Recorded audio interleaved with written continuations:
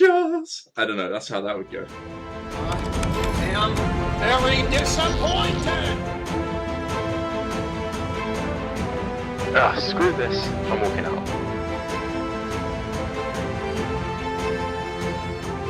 Walked Out, the movie game show podcast. Welcome everyone to Walked Out, the movie game show podcast. This is a movie game show. We play games based around movies and reviews until by the end of the season we'll have a final victor. This week's theme is musicals. My name is Amy. You may know me from when I was a mischievous nun sent to look after 7 children in Austria. On the show today, to my left, is Matt, who left the superhero mutant life to become the world's greatest showman. And on my right, Stuart, who once, after innocently purchasing a flower, ended up having to feed it human flesh, leaving him no choice but to commit arson and extraterrestrial abuse. Welcome to the show, guys. I feel like abuse is a strong word. Is that one Little Shop of Horrors? Because that plant had it coming. It wasn't a good plant, It was I'll be not a good honest. plant. It was quite a mean plant. He won an Oscar, though, so that's always fun. Fantastic voice. Yeah. Fantastic voice. And absolutely iconic. I didn't watch this one. You must, Matt. You must. You had one job this week. I purposely didn't watch that movie for my review this week. Spoilers. Because of how much I already love it.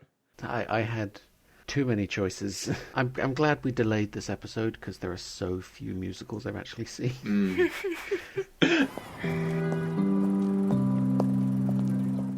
That being said, before we dive into the magical world of musicals, it would be wrong to ignore the world's cry to educate ourselves on anti-racism movements, particularly anti-black. I myself started my journey by watching 13th by Ava DuVernay, which it's a fantastic documentary on how high black crime rates fuel and basically fund the US system. And to be honest, guys, I think it's taught me a lot about the current state of affairs, as well as how racism has actually evolved from name-calling to the systemic racism that we're facing today. You guys, before lockdown, I believe, saw Queen and Slim. I've not seen that.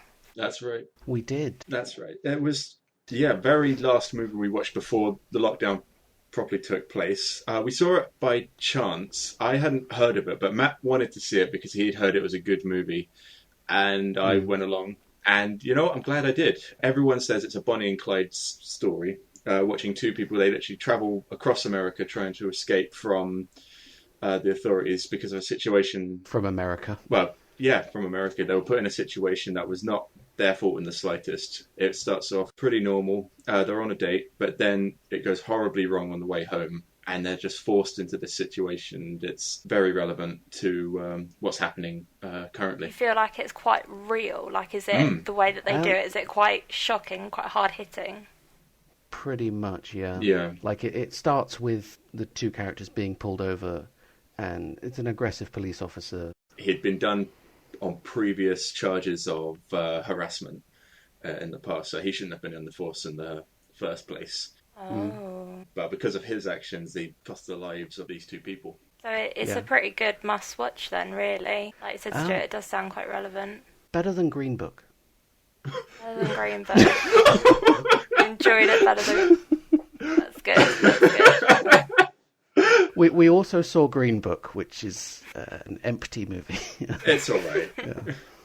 It's actually really likable, but there's not really anything to it. Yeah, the families of the characters being portrayed, they hated how their relatives were portrayed in that film. Oh. Yeah. Whereas Queen and Slim, I believe, it's based on real events that do happen constantly, but it is a fiction. Real life inspired. Yeah, absolutely. But definitely an excellent movie. Yes. Edge of my seat the entire second half of that film. I also watched 13th, as well as Amy today. Did you enjoy 13th? Yeah, it's really good. Although I kept realizing as I was watching it that I've seen it before. Not directly, but I've seen a lot of videos about the topic over the last year or so. And as I was watching the movie, I was like, oh, I've heard all these statistics before. I've heard these quotes before. And I realized everything I'd seen had come out after, so they'd just taken from the movie pretty much Well, that's verbatim. good that it's such an Yeah. influential movie and that a lot of people have obviously drawn from it. But guys, let's not dwell too much on this, because I do think we'll need a proper episode to dive into black cinema, and because I think that's going to be a really cool genre. Like you were saying the other day, Matt, about Us and Jordan Peele being a fantastic addition to the horror genre. So we definitely need to do a whole episode about this. But for now, what we'll do is in our sort of podcast description, we'll drop our friend's Twitch channel, because he'll be raising funds for the Minnesota Freedom Fund and some other charities in the description as well. Because we need to remember to educate, donate, and petition, because, you know, Black lives do matter. Absolutely. So guys, I picked musicals, and I'm very excited about this because, I mean, two reasons. First one is, don't really think musicals are normally up your street. Outside of Disney and some of the really big ones, Yeah. I've not watched that many of the really big musicals. Yeah, I've seen very few that actually fit your category. Were you guys drawn to maybe the newer musicals, or did your first thoughts were go all the way back, sort of classic, Wizard of Oz, Sound of Music? So I watched something very new. It was on Netflix, and it's called Emo the Musical, and Oh, I didn't get around to that one. it's very sweet. It's an Australian film, and it's about a kid who moves school because he basically consistently pretends to commit suicide for whatever his reasons. So he gets expelled from that school and goes to this other school. Boys will be boys. And it's a state school, so obviously there's a lot more diverse group of people there from his old private school. So he meets some other emo kids that he hangs out with and sort of starts a band. And then there's another clique, which are the, I guess, the like Jesus freaks. They're like very new age evangelical group of teenagers, you know, sworn to God, religious groups. And it's sort of like a turf war between the two of them, because obviously the emo kids can be seen as very like satanic and they love the dark stuff. It's a bit of a Romeo and Juliet scenario between the two groups, and the music was very catchy. After the week I've had it up to here with Romeo and Juliet scenarios. Nice It segue. was very sweet. Yeah, I want to talk about West Side Story, because like when you asked about whether we went old or new, I did both. Like I don't think I did anything much between West Side Story and Les Miserables, but God, West Side Story. Right, guys, let's jump on to your reviews, because I'm really excited to see what films you've actually brought to the table this week. So for our first game, Who's Review, is where Matt and Stuart have picked a musical movie each. They'll read out 3 reviews, 2 of which are real online reviews, and 1 is their own. Our job, and I guess yours too, is to guess the movie, and for bonus points, can we guess which is their own review? Who wants to go first? Heads. Say heads or tails, Stuart. Now, Heads, I'm going to okay. get an actual coin for this. Oh. Because Oh. y'all are always cheating at heads and tails and making me go last. So being the host this week, You don't You get don't get to. to I'm go actually at going all. to do it. Right. I call I mean, heads. You ready? he said heads, which meant I go first, but fine. Okay, Stuart's going heads. It is heads. Stuart, you're going first. Okay. The coin has decided. Amy's Go ahead, rules. Stu. A harmless movie, but a mediocre musical. This movie was clearly made as a comedy first and a musical second. As a comedy, it's harmless enough. I'm sure the kids watching would get a few laughs out of it, but I was there for the music, and it didn't deliver. I felt like this movie didn't really want to be a musical, but was forced into it, electing to make meta jokes, referencing the fact that it was indeed a musical instead of actually making one. There were some new songs, but they do not hold a candle to the originals from 1982. Oh, 82. Oh. Oh, I'm not sure.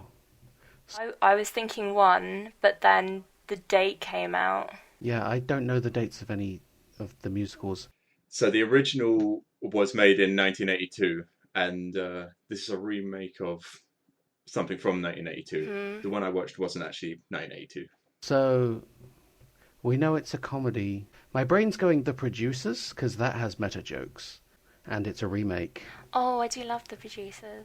I was thinking Lion King, because that's new, and that's got new songs, but I don't think the original was 82, it was 94, wasn't it? I have no idea. That was Renaissance Disney, so it was in the 90s. I do remember when you said what kind of musicals we have to do, Amy, my brain genuinely went like, what musicals have I seen apart from like Oliver and The Producers? I love The Producers so much. That might be my favourite musical, actually. Okay, review number two. Not many clues so far. Trying to modernise a well-loved story is foolish! Ooh. If you change things, you are damned for changing. If you keep things the same, you are damned to be compared to the original. This film does both, and fails. Seeing it in a modern time makes you cringe with embarrassing. Acting kids always have that smiley, theatre-trained, overconfident, precocious, totally unreal, fake sound and look, which is pretty much the standard for a group of kids, particularly in musicals. However, you can excuse the kids because the adults are so much worse. Cameron Diaz cannot act. It was pitiful. Do not waste your time with this film. You will never get these 2 hours back. You have been warned. I have no idea now. Cameron Diaz in. And what sort of musical would such an aggressive person be watching? And it's got kids in it. Annoying kids. Annoying, overacting kids, and Cameron Diaz. And it's a remake from 1982. It's a comedy. Yeah, I don't know. I can't think of many with that many kids in. I mean, there's Matilda the musical, but I don't think they've put that on film. Charlie's Angel doesn't have any songs, does it? That's not a musical. I am really stuck. That's all I've got so far. That's all I've got. Charlie's Angels. The remake of Charlie's Angels. Charlie's Angels. I don't know. That's how that would go. They did a remake of Oliver Twist at one point. When was the original Oliver Twist? Ooh, that might have been later than the 80s. I have no idea. Let's go review number 3. There aren't enough clues apart from all of the clues. Cameron Diaz, annoying children, and it's a remake with new songs. Comedy remake, 1984, new songs. I'm putting on my best show. How could anyone not like this movie? I grew up watching the original and have fond memories of it, but I prefer to watch this version any day of the week. Watching Jimmy Fox's character fall in love with Wallace's character during her performance of Opportunity is beautifully moving and is the moment that is the essence of what this movie is about. If you've heard negative things about this movie, just watch it and make up your own mind. Is that Jamie Foxx? Yeah, Jimmy Foxx. Oh, I heard Jimmy Fox. No, it's Jamie Foxx. I got that. I think I got that on Jamie Foxx. Yeah, I think they just. It's definitely Jamie Foxx. If it's the film I'm thinking of, it's definitely. I don't think remember I've got Cameron this Diaz now. being there, but it is a remake. We both think we know it. Should we say it at the same time? Okay, 3, 2, 1. Annie. That's right. That's what I was going to say, but for some reason I had Wanda stuck in my tongue. With Black Annie and Jamie Foxx and apparently Cameron Diaz, but I don't remember Cameron Diaz being there. When we were doing the black movies bit at the beginning, I was trying to remember if I could think of any black musicals, and all I could think of was The Wiz, and that's about it. But which review is Stuart's? That's hard. I think this episode is going to be really hard because I don't know your thoughts on musicals at all. Yeah, I have no idea either. Right, so what were the summaries headlines of for the the 3 reviews reviews? again? Okay, a harmless but mediocre musical. Trying to modernise a well-loved story is foolish.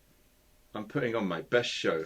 5 out of 10, 1 out of 10, 9 out of 10. See, I don't think you have that opinion about modernising musicals. Yeah, I think you'd be okay with that. Or that you've seen the original. I'm guessing number 3, but I have no idea. What about you, Amy? I'm going to say, what was number 2? That was... Trying to modernise a well-loved story is foolish. 1 out of 10. Okay, I'm going to go with the first one. Okay. About harmless but mediocre. Point to Amy. Oh. That's right. So I watched it. I watched the original Annie. They were both on Netflix. That's why I decided to do this. I watched the original and then went along to watch the remake. I thought that would be a nice way to get a big old direct comparison, see pros, cons, see the negatives, see the positives. Yeah. And, you know, it's fine as a film. Like, I could see little kids wanting to watch it and, like, have a good time. But as a musical, as a comedy, it's fine.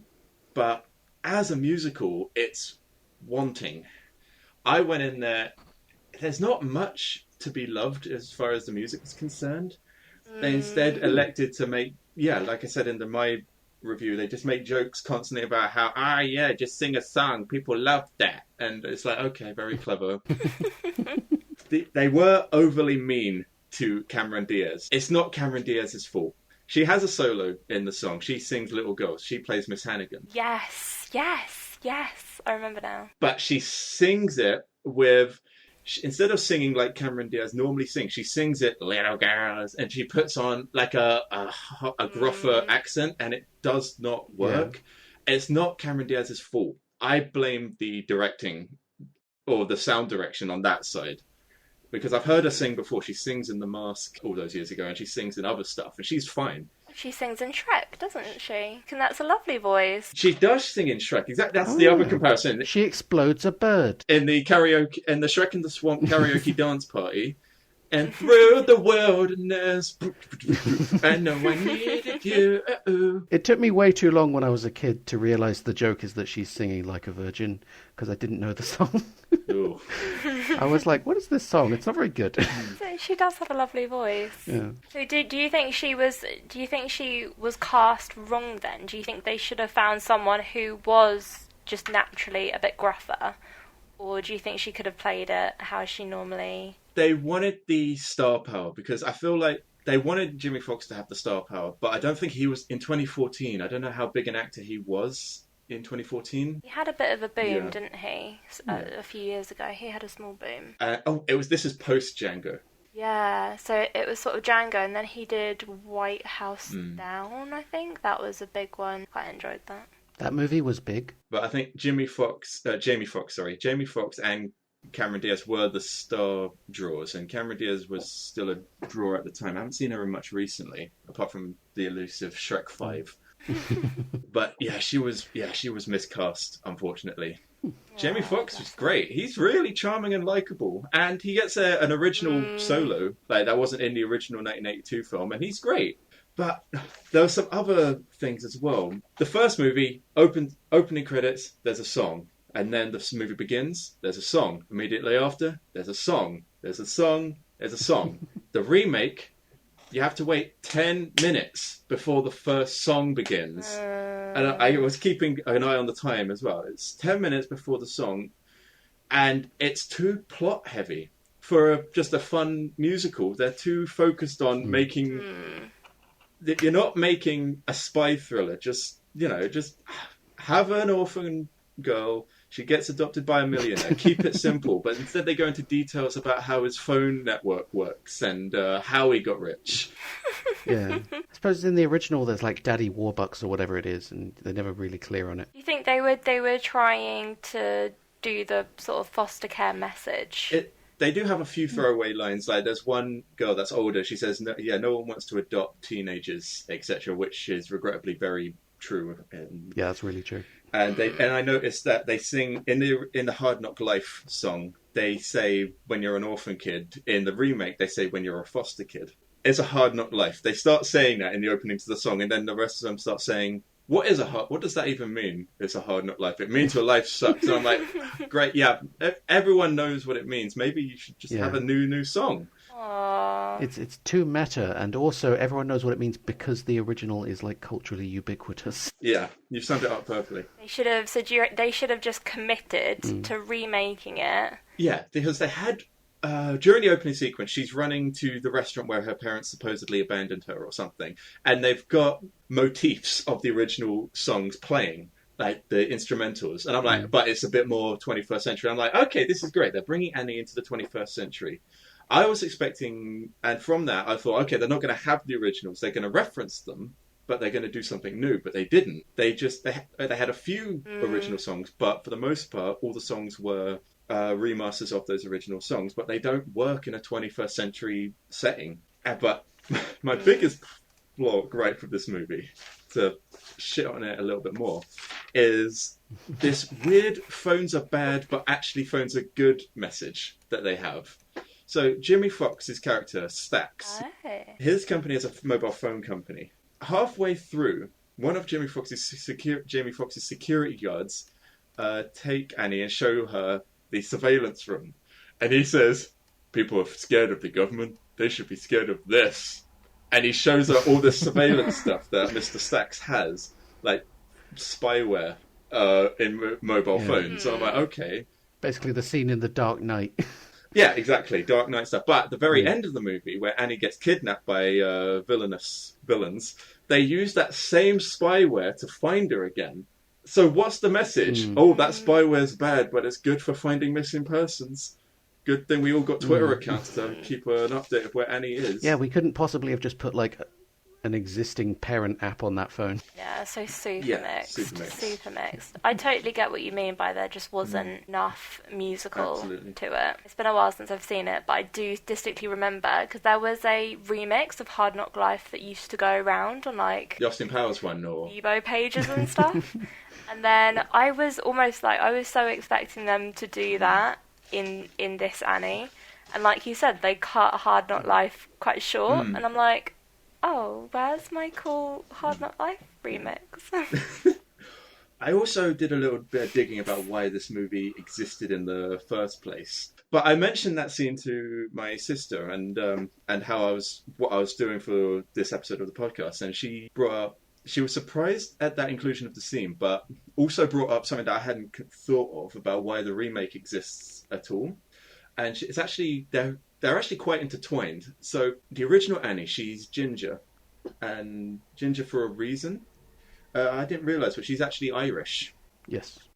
And in the 1930s and in the 1980s, the Irish were quite discriminated against. That's why Annie was, and Little Orphan Annie, that's why she was Irish in the original comic books as well. In the comic strips, sorry. And that's the same reason goes for the remake. That's why she's black in the remake. It's about representation. And I started doing some... I didn't know that. She also has a pretty crazy history in some of the comics. There's loads of history in the comics. So I started researching Harold Gray, who created the comic strips. And there was a whole load of history around Annie as a character. But one of the main triumphs of the Annie comics was representation. So not just for Annie, but for Italian Americans, Chinese Americans, and other minorities in the 1930s, which in the 1930s, putting representation like that would be quite the controversy. But it turns out Annie's origins it's all about representation, and that's so important. Oh, I never knew. And I mean, this is why I wanted to do musicals. Because, you know, I've watched a lot of musicals and I enjoy them, but I never knew any of this. So thank you, Stuart. I feel proper enlightened now. I need to rewatch it now, just so I can really appreciate it. That's awesome. That's so cool. I actually meant something different about the comic. One of the things about the old comics is they have like a weird extended universe and stuff. Okay. So when she became big, the comics sort of started getting bigger as well. So, like, she became, like, the country's sort of image of young people doing their bit for the war and stuff. So in the comics, she, like, parachutes into Germany as part of a youth, like, military group. It's insane. And it just, the list of weird shit Annie has done is crazy. So could we get an Annie cinematic universe? Is she going to team up with the Avengers? Is Disney going to jump on that? And we could do a Marvel crossover. Is she going to be the new lead of the female Avengers? I could see that. Annie and Captain America throwing the mighty shield. She fights Red Skull. I would be down for that. Oh, shit. Iron Man's daughter becomes Annie because Daddy Warbucks. Oh my gosh, I love that. I love that. Right, Matt, your round. So what was the points on that? Both me and Matt. We both got the movie. So 2 points to Amy and 1 point to Matt. So Miss Fisk is currently in the lead. Okay. Yes. This review is called I Like It, It's Fun. This movie has no real substance and a well-worn plot, similar to Burlesque, but 2 years later. A small business that represents genuine art to the main characters being saved by true believers and moneyed interests. But this time in comedy, with ridiculous circumstances, a jukebox rock soundtrack, and some excellent but musically questionable casting. I can't wait to see it on stage. That's review 1. Interesting. Not many clues. So we all watched Burlesque together, didn't we? We did.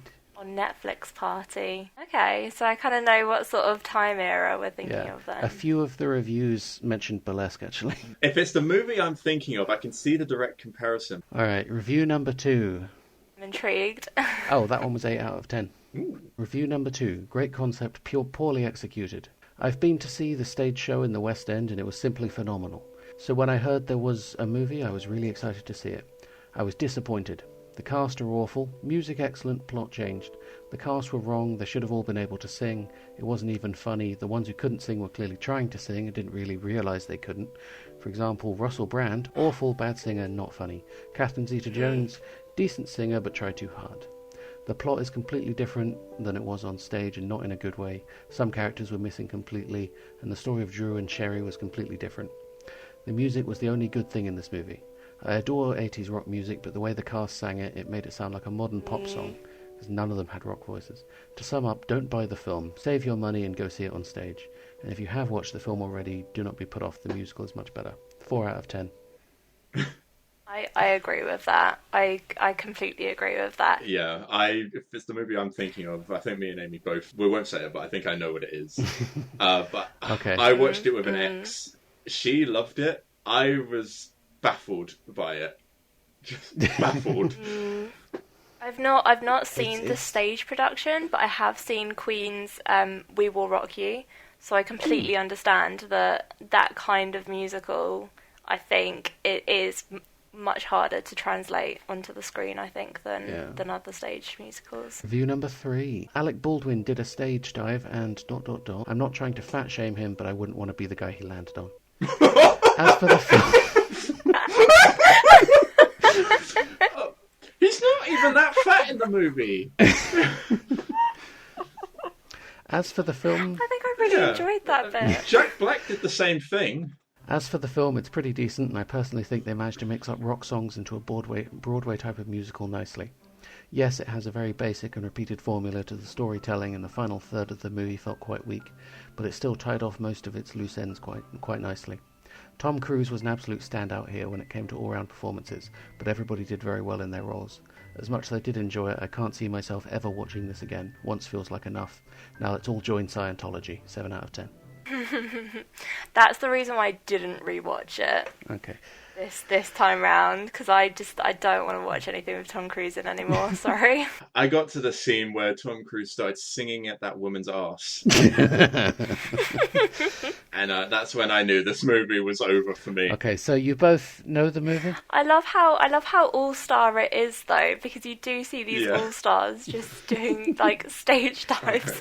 Okay, on 3 and to the beat of 3, we will say it. Are you ready, Amy? 1, 2, 3. Rock Ages. You are both correct. Woo! The moment you mentioned Russell Brand, I was absolutely certain. But when you compared it to Burlesque and said it was a dying brand trying to be saved, I'm like, where else have I seen? Oh, Rock of Ages. They're going to sell out to the big company, but they're trying not to. I couldn't find enough reviews that weren't just smothered in way too many clues, because everyone mentioned all of the cast names. And I just went with these because they had funny bits. It's such a great big cast. It is a good cast. I'm going to assume you've not seen the stage show then, Matt. I can't answer that because you have to guess the review, you cheating bitch. I'm just trying to work out, is Matt sexually attracted to Alec Baldwin? I think he might be. He is a strong man. I'm tempted by review number 3 simply because of the Scientology joke. That sounds like something you would say. But I don't think you would say that beginning bit. Can you give me the titles again? Alright, so the first title was I Like It, It's Fun. The second one was Great Concept, Poorly Executed. And the third one was Fat Shaming. I don't know. Matt's been to the gym quite a lot recently, so he might... I'm going to say Fat Shaming. Okay, I'm going to go 3. You both say 3. You are both wrong. Oh. I did the I Like It, It's Fun. I genuinely enjoyed that. I haven't seen the musical though. Aww. There were parts watching it where I was like, I want to see them do this on stage. because I can imagine how they would do it. Like the bit where there's a bit at the end where they've got the protesters on one side and the people who want to be in the building on the other side, and they're like carrying around the fence between them, and I can very much imagine that being on stage with two groups and them just carrying the fence. I actually loved that sequence where they combine. We built this city, and we're not going to take this. I loved that sequence when I was watching it. Like the individual songs were great, but just I can't get that image of Tom Cruise singing at that woman's ass. I found that scene hilarious. I watched the movie with my girlfriend. So It's baffling. it is baffling. I genuinely really enjoyed it, and like all of the weird, like stupid campiness, I just sort of enjoyed more. Like the bit where Russell Brand and Alec Baldwin fall in love. Not Alec That Baldwin. was sweet. Am I right, like Russell? that. Yeah, that was actually nice. Guys, I think this is a walked out trip to the West End to watch Absolutely. Rock of Ages at some point. The West End, sponsored by Walked Out. So after that round, where are we at, guys, with points? You are on 3, I'm on 1, and Stuart is on 1. So you're our week's winner. I knew I had 3. I just wanted to hear you guys say it. Oh, Well done. rub salt in that wound. That's why I picked musicals, because I would win. Now that we've done both of the games, do you want to talk about West Side Story, Stuart? I couldn't sit through I was on my phone for the entire fucking second half of that movie. I'm there, and it was such a slog. Oh, it took me 2 days. With the slow-ass beginning and the middle bit. Now, The 10-minute interlude. I'm not going to shit on this movie too much. That it's a product of its time. But it was made in 1960? What year was it made? 65, I think. 65. It was made after Sound of Music. And it was made after so many greats. How could they get it so... like, how could they get a pacing so wrong? It is an extremely direct-to-camera adaptation. Like, Yeah. I remember realizing at one point, apart from the bit where... I can't remember her name. The one who sings I Like to Be in America. Bernardo's girlfriend, wife. Did you enjoy the songs? I enjoyed though, the Stuart? songs. I enjoyed the sequence where Mike and the Juliet character met. I thought that was a very creative scene. And I'm like, oh, across the room, they see each other. I thought, oh, that's nice. But I feel like it's not a musical movie. It's a dance movie. Like, if it was a ballet, or if I was watching it on stage, I'd be like, oh, well, that's some nice choreography. But it's not choreography. It's just something they took a million takes to make sure they got it right, and then... I see what you get. See, to bring back what I was saying, it's like a very direct move from stage, and like, apart from having actual sets, they've not done much to make it cinematic. Yeah. Because, like, apart from the scene where Anita's getting assaulted, which in retrospect was like really quite affecting, actually, the way they have like I Like to Be in America playing in the background as like an acoustic version, not acoustic, instrumental version. But like, apart from the scene where she's getting assaulted, the camera almost never moves. It points at people and it cuts between shots, but it doesn't move. Yeah, there's a lot of really good transitions, but it's very... But I quite like the way that a lot of the images, they're very symmetrical, and I'm quite a big fan of very symmetrical sort of Wes Anderson sort of set-up shots, so I quite like it, but I do see what you mean. That is cool. Like, all of the scenery looks really nice. Like, the backgrounds are, like, painted really well. The settings are cool, but they don't really use them like a movie would. The songs are fine on their own. The dancing is fine on its own, but it doesn't make a movie. I'm not watching a movie to just watch a stage show on a 2D screen.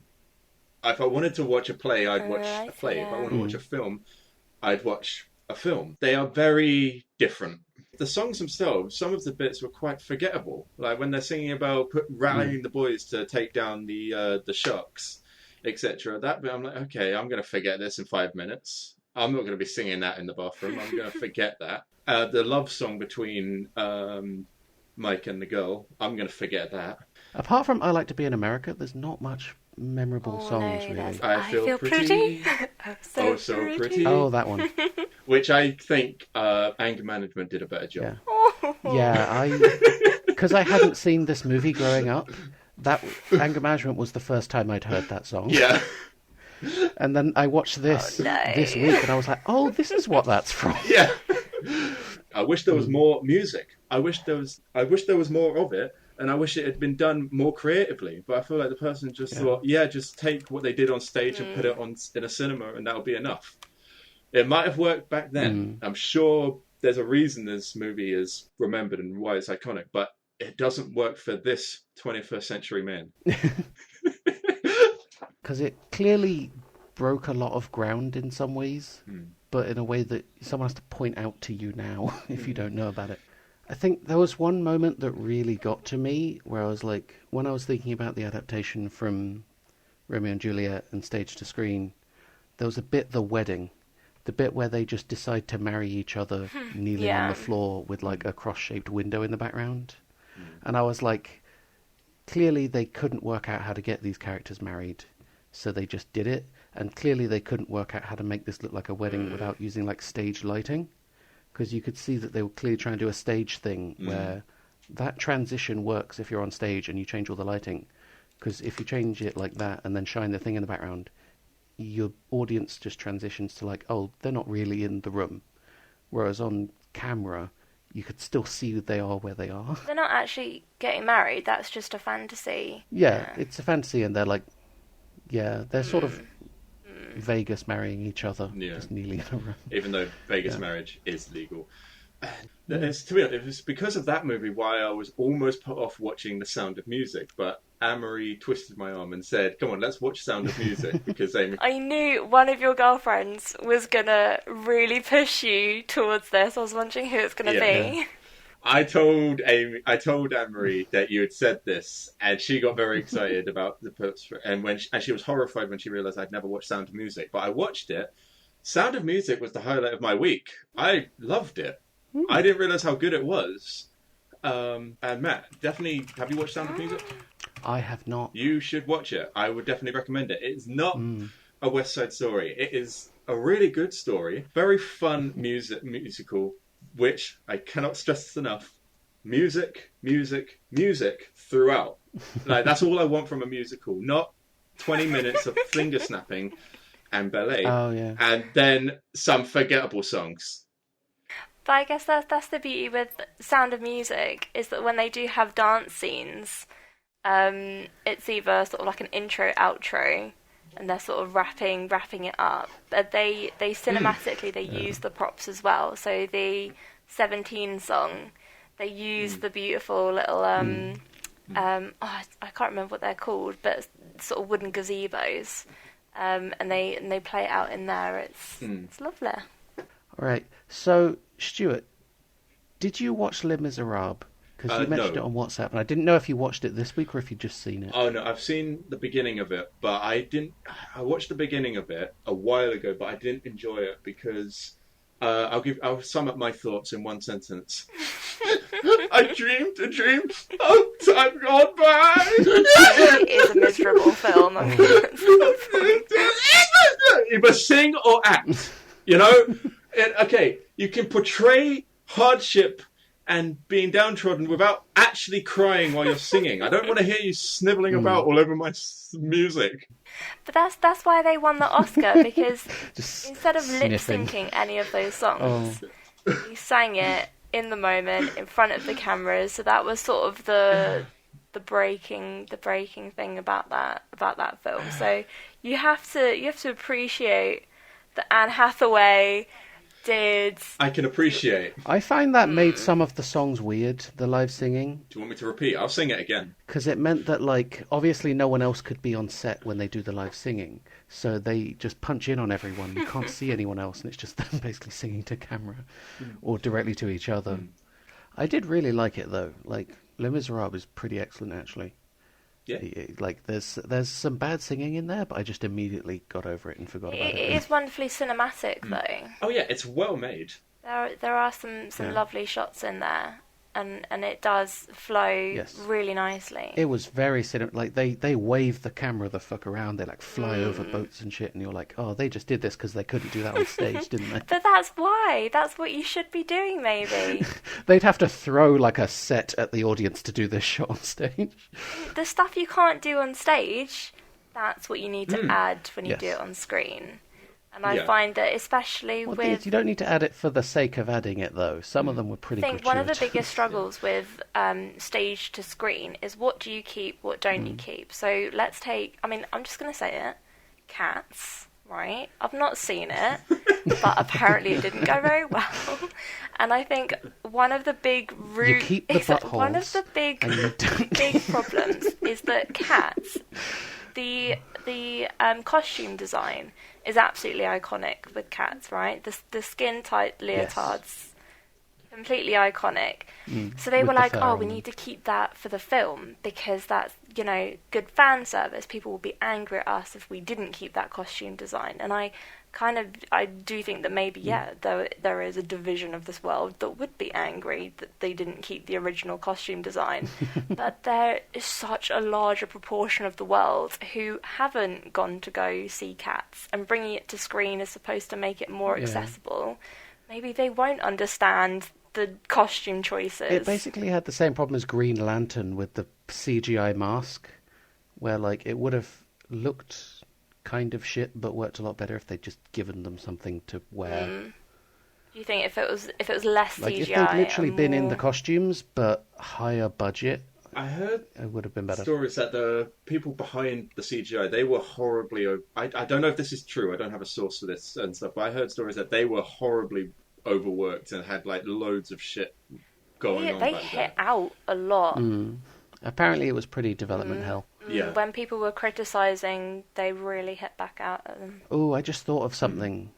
To roll back to Les Miserables a bit, what you were saying about crying during the song, you won't have seen this if you've only seen the beginning, but there's a bit later in the movie where a character is singing a sad song and it cuts to a child who sheds a single tear, and I thought, fuck you, movie. You don't fucking get to single tear your own movie, your own song, you son of a bitch. I am interested, though, to see which of you can name the most musicals. So instead of a round For of second place. shooting blanks, pew, pew, pew, pew, we could play a game of quick fire, wah, wah, wah, wah, wah, like a duel. So, Matt, you'd Okay. start off Yes. with a musical. Stuart, you've got to say another musical. And then the first person who can't think of any more musicals loses. Okay, so, Matt, you start. I will start with Mamma Mia, Mamma Mia, here we go again. West Side Story, The Singing in the Rain.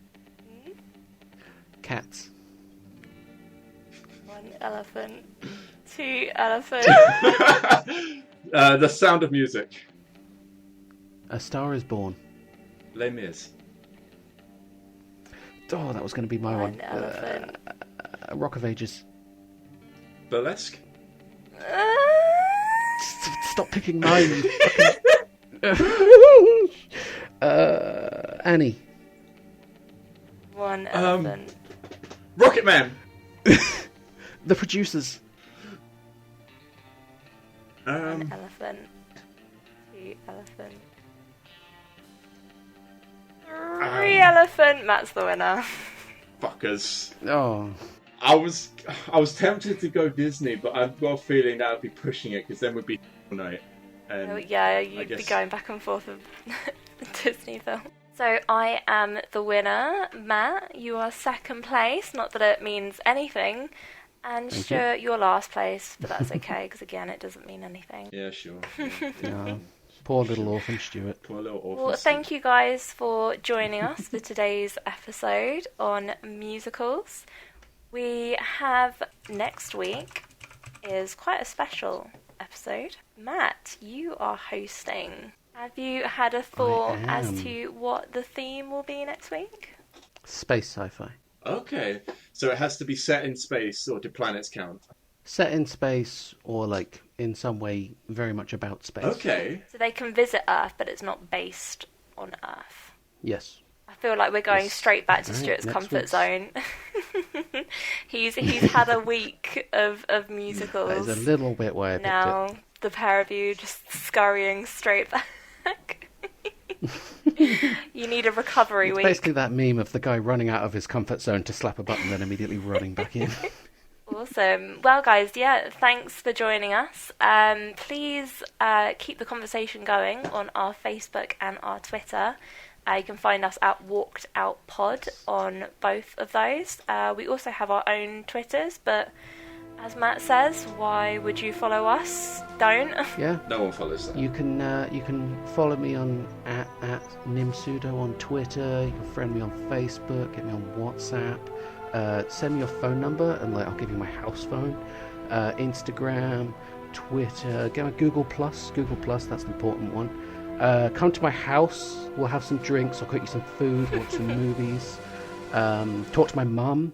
And I think that's about it. Okay. Right, we'll see you next week. Okay, guys, thanks for joining us. Yeah, I've been Amy. See you next week, everyone. I've been Stuart. I've been Matt. Thanks, guys.